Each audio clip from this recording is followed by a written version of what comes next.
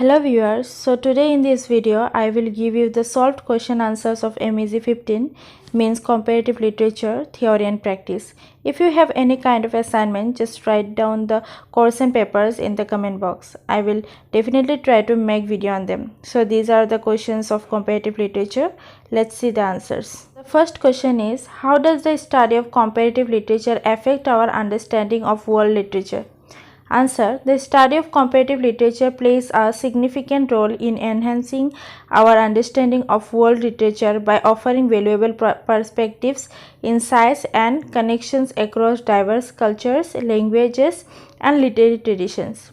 Here are a few ways in which comparative literature impacts our understanding of world literature. Number 1.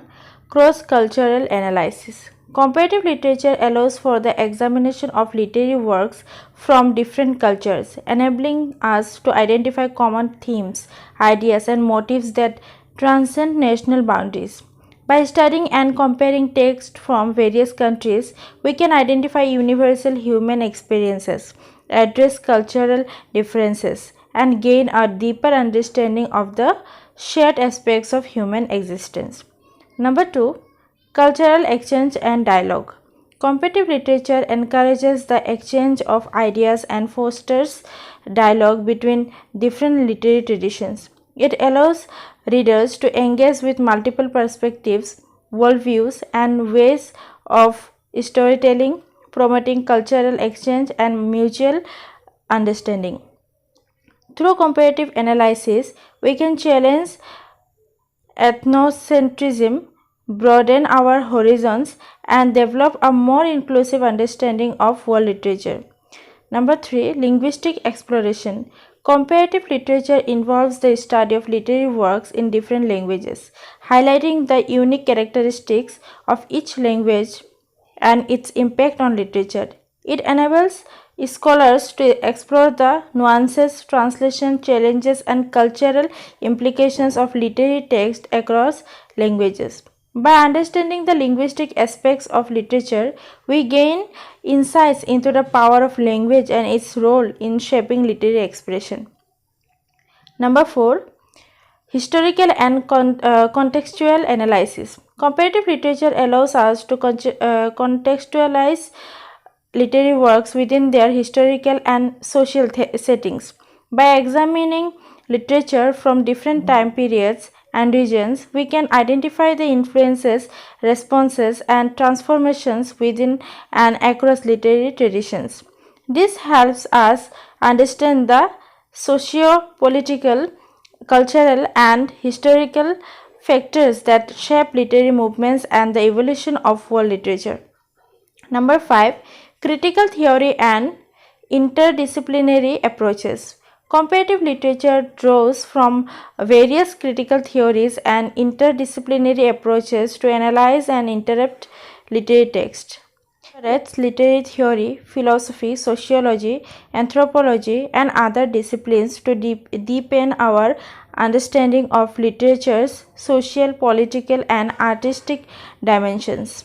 By applying different theoretical frameworks, we gain diverse perspectives and insights into world literature. In summary, the study of comparative literature enhances our understanding of world literature by fostering cross-cultural analysis, promoting cultural exchange and dialogue, exploring linguistic nuances, providing historical and contextual insights, and employing interdisciplinary approaches. It expands our literary horizons, facilitates global connections, and contributes to a more comprehensive and nuanced understanding of the literary landscape. Second question, what do you understand by telling and retelling? Illustrate.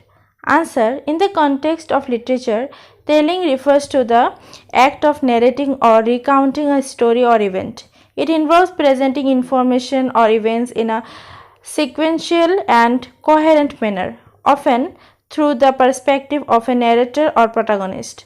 Telling can encompass various modes of storytelling, such as oral tradition, written narratives, or digital mediums.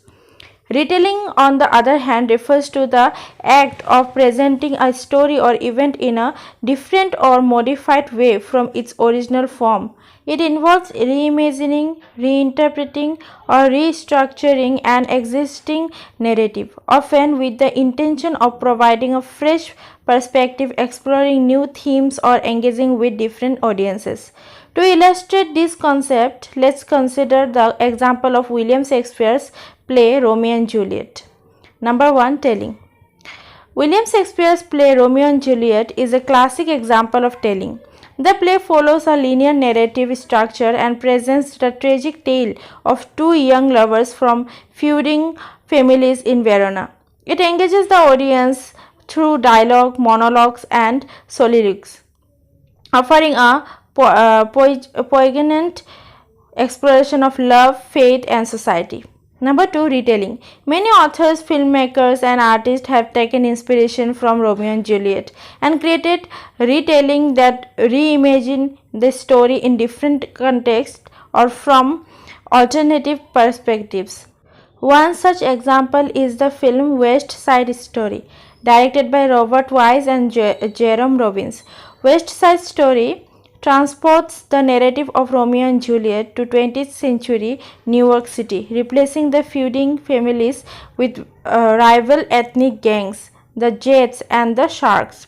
This reimagining offers a fresh take on the story, exploring themes of immigration, race, and urban tension. Another example of retelling is the novel Romeo and or Juliet 2016 by Ryan North. In this interactive and comedic adaptation, readers have the opportunity to choose different narrative paths for the characters of Romeo and Juliet, altering the course of events and exploring alternative outcomes. This playful retelling allows readers to engage with the story in an interactive way and encourages them to question traditional narratives and conventions. In both examples, the original story of Romeo and Juliet is being reimagined and reinterpreted through different artistic mediums and perspectives. Through these retellings, new meanings, themes, and cultural context emerge, granting the narrative a renewed relevance and allowing audiences to engage with the story in fresh and transformative ways. Third question. Select a book story you have read which has also been turned into film and see how the change of presentation has affected the work. One example of a book that has been turned into a film is The Great Gatsby by F. Scott Fitzgerald. The novel was published in 1925 and has been adapted into several films, with one prominent adaptation being Baz Luhrmann's 2013 film of the same name.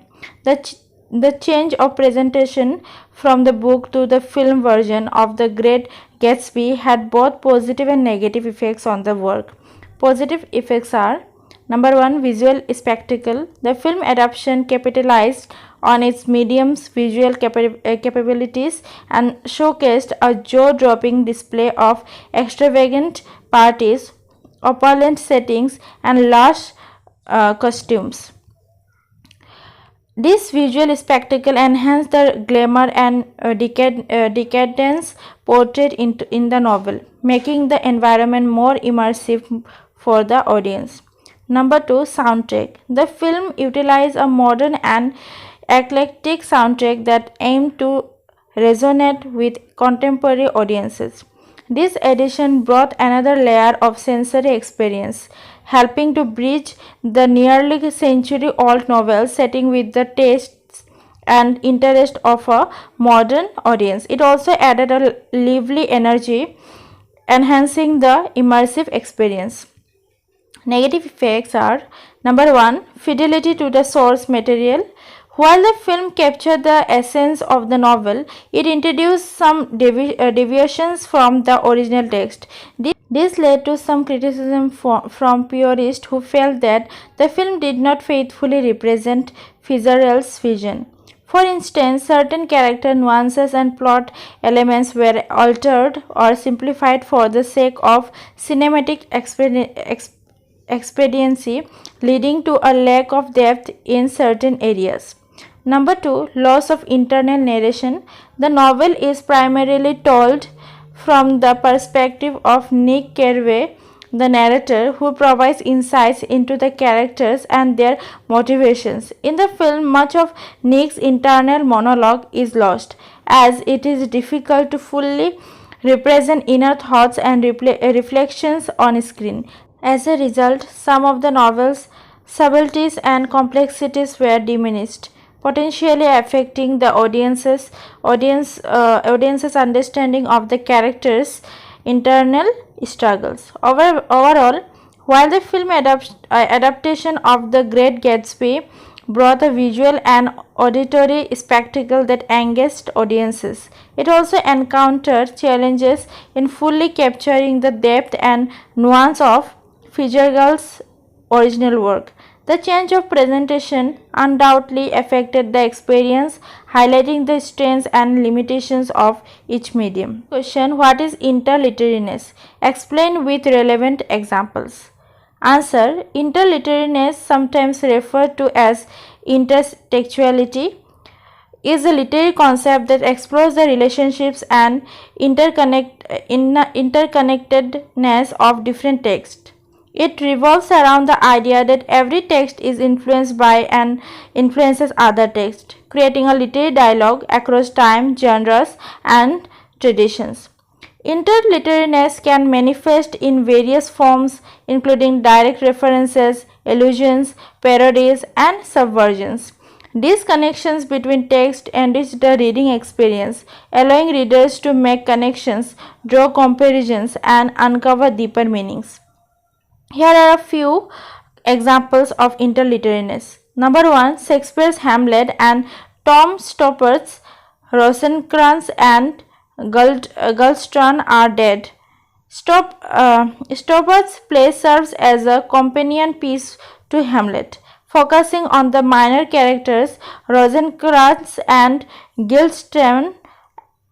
The play cleverly weaves in and out of the events of the original play, offering a new perspective and highlighting the absurdity of their situation. Number 2, James Joyce's Ulysses and Homer's The Odyssey. Joyce's monumental novel is heavily intertextual, mirroring and reimagining the adventures of Odysseus in a modern setting. Each chapter corresponds to an episode in the original epic, allowing readers to discover parallels and connections, ultimately enhancing the understanding of both texts. Number 3, Margaret Atwood's The Penelopiad and the Odyssey. Atwood's novel is a retelling of the Odyssey from the perspective of Penelope, Odysseus' wife. By giving a voice to this traditionally marginalized character, Atwood subverts the patriarchal narrative of the original epic, engaging in a conversation with Homer's work and challenging the established worldview. Number 4, J.R.R. Tolkien's The Lord of the Rings and William Morris' The Well at the World's End. Tolkien drew inspiration from Morris' fantasy novel while developing his own epic saga. Tolkien admired Morris' depiction of an ancient world, which heavily influenced his world building and storytelling techniques in The Lord of the Rings. These examples demonstrate how interliterariness allows authors to engage with and respond to existing text, expanding the literary conversation and enriching the tapestry of literature. By examining these connections, readers gain a deeper appreciation for the interplay between text and the evolution of ideas across different literary works. Number 5, fifth question and the last question of this video is: explain magical realism with examples from text, films you have read or seen. Answer: magical realism is a literary and artistic genre that blends elements of the real world with magical or fantastical elements in a way that feels natural and ordinary within the narrative. It involves the inclusion of extraordinary occurrences, magical beings, or illogical situations within an otherwise ordinary and realistic setting. Here are a few examples of magical realism in text and films. Number 1, 100 Years of Solitude by Gabriel Garcia Marquez. This highly acclaimed novel is a prime example of magical realism. It follows the Bond family through several generations in the town of Macondo.